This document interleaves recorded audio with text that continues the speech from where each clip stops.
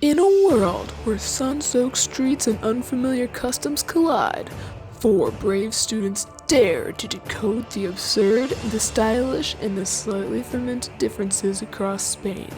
Coming out this summer, studying abroad in Barcelona. Their mission? To investigate the quirks and customs and the chaos that separate cultures through groceries, Teslas, fashion, and absence. This is Barcelona Unfiltered.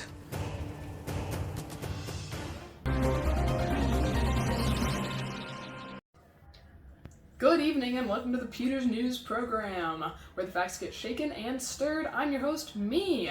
And tonight's story, a little green, a little controversial, and a lot regulated. And no, I'm not talking about Kermit the Frog. That's right, tonight's story is all about absinthe. That little green fairy has sparked conversations ever since its origination in Switzerland, with special ingredient thujone found in wormwood, which makes this liquor unique. Thujone is a toxic chemical that is to absinthe as caffeine is to those 5 Red Bulls I had earlier. Anyway, now to tell us more on this topic is an expert on this little green fairy. Joining me now from Sock Top Distillery in Nevada is Saki. Saki, what makes absinthe so special? Oh, let me tell you, back in the day, absinthe made the world go nuts. Dancing clocks, angry poetry, and apparently spontaneous sword fights. Rumor has it, that's the stuff old Da Vinci was sipping on when he, That little molecule, thujone, was the life of the party. Now, is thujone still the life of the party? Only in Europe. In the US, our laws require amounts to be under 10 milligrams, and it has to be labeled thujone free. Otherwise, we get a visit from the no fun police. Wow, that's crazy. So Spain never banned absinthe? Please, Spain said hallucinations. We call that Thursday night. Cheers to cultural freedom. But some companies like La Clandestine Absinthe produce EU-regulated bottles and USA-regulated ones, and make sure to only export the thujone-free version to the US. Oh my fucking... It seems we have lost Saki due to some electrical issues, but I'm now being told that we have footage live on the scene of some American teens trying to take a shot at this European absinthe. Let's see what's going on there. Nothing beats a Jet2 holiday. And right now, you can save... Woof, that was rough to watch. Those kids should be very embarrassed. Anyways, folks, that's tonight's show. Next time you sip something green, remember that regulations vary, hallucinations are not guaranteed, and sock puppets know more than you think. Anyways, this has been me on the Pewter's News program. Tune in next time to learn about how much I love absinthe. Don't air that! Hi guys, so I'm Issa, and I'm here with Carlos. Hello. And I have a couple questions about American fashion and Spain fashion. So the first one is, how is Spanish fashion different from American fashion? I think Spanish fashion is inspired heavily by American fashion. So whatever happens in the States first kind of like spreads to different parts. And yeah, you just have to think of it like different parts of Spain, if you're more Mediterranean, if you're in the mountains. So I think it's, you have to ask those questions, like which part of Spain, you know? Absolutely. If you're Mediterranean, everyone's like very shalala, very much like full and gritty, just like Mediterranean vegetables. So probably similar. Perfect. Yeah. Awesome. How would you describe Spanish style in like one word? One word. Yeah. Yeah.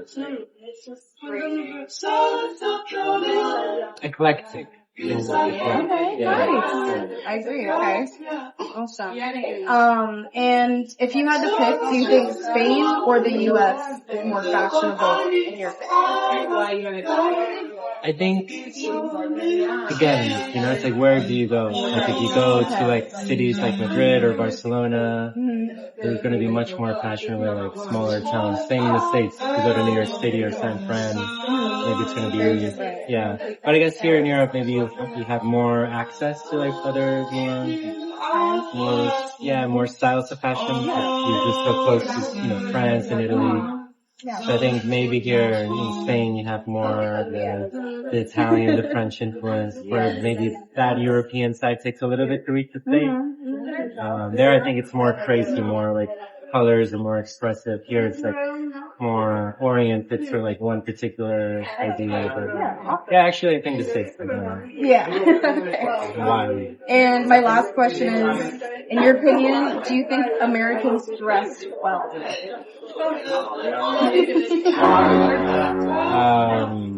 Honesty said no.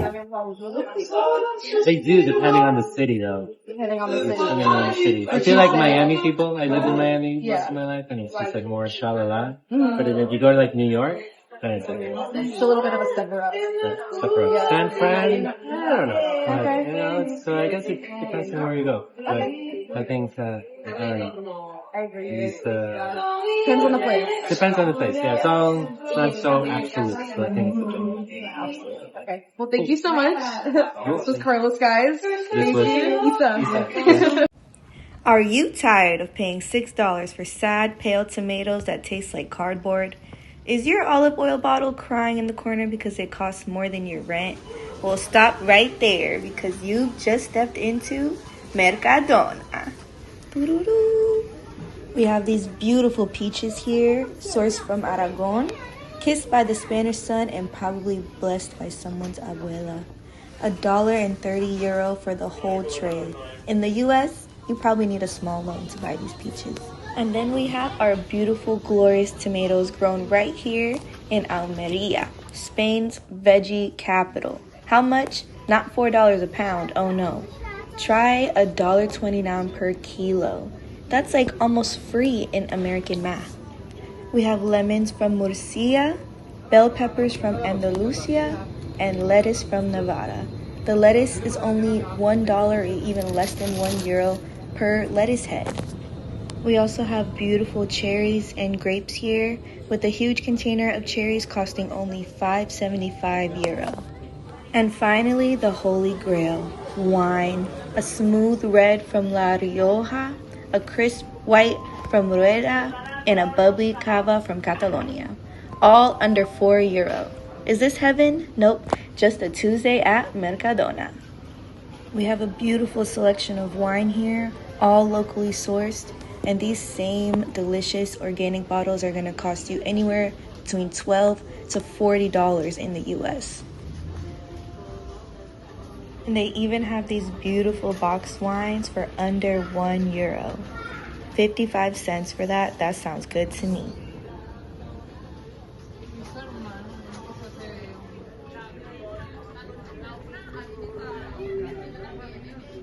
And finally, we have our delicious olive oil. Spain is the world's largest producer of olive oil, accounting for about 24% of global output. Production is heavily concentrated in Andalusia, but you can also find a lot of them sourced from Jaén, the olive oil capital of the world. And we cannot forget about the delicious seafood here. A lot of the seafood is sourced off of the coast of Galicia, and it's delicious. The prices here make me wonder why we pay $40, $50, even $60 for a seafood boil in America. The food here, the produce, everything is sourced regionally and tastes so much better and so much fresher, and the costs are so much lower. And this beautiful salmon, only €17.42. So come on down, fill your cart, and feel like a millionaire on a budget. Because here in Spain, groceries don't rob you, they feed your soul. Thank you, Mercadona, I'll miss you.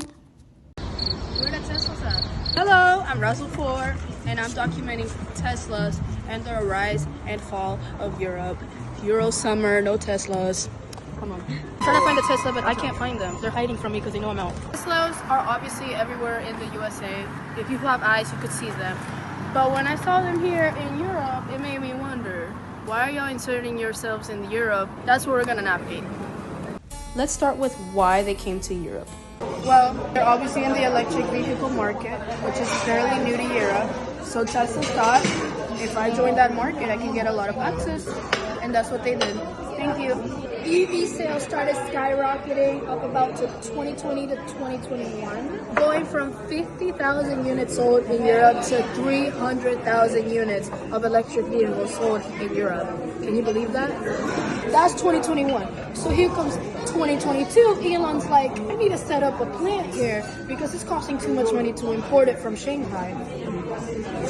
Fun fact, Shanghai is literally the #1 plant. Let's talk about what did happen once they joined the European market of electric vehicles. Tesla sales literally exploded in Europe, not just in Spain. It was the #1 car in 2022 for Spain, Norway, Switzerland, Germany, Netherlands, Denmark, Finland, and the UK. Also, since they don't have to import the Teslas from their Shanghai plant to Europe, can you believe that? Shanghai? With the Berlin one, outside of Berlin in Germany, that plant, not only are their units going up that they're producing, but the cost to deliver them to other countries in Europe, as well as a higher profit margin. I know that's right. Since Berlin was such a success, they started thinking about, where am I gonna put the next plant in Europe? Next plant stop, Valencia. Officials were gonna be excited about this investment because it was gonna bring economic benefits to the country because of the way that Tesla runs. It's a vertically integrated business model. Got a picture right here of what that means. But also employment, because people have to work in the plant. Okay. But then came the fall of Tesla. Y'all about to hear what happens next. Come on. Basically, Tesla decided they don't want to do Valencia anymore because the negotiation was leaked. We don't know by who. But then, here comes Elon Musk. If you've spoken to a European here, they probably told you that they don't like Trump or they don't like Elon Musk. And I promise this ain't political, it's just facts. I'm here with another Spanish citizen. Hola. Do you like Tesla? No. Okay. Do you like Elon Musk? No. Okay. A fellow citizen of Barcelona. So, do you like Tesla? No. Okay, me neither. Let's go. The decline of Tesla started happening because there is competition now. There's competitions in their shares. There's this Chinese EV automaker.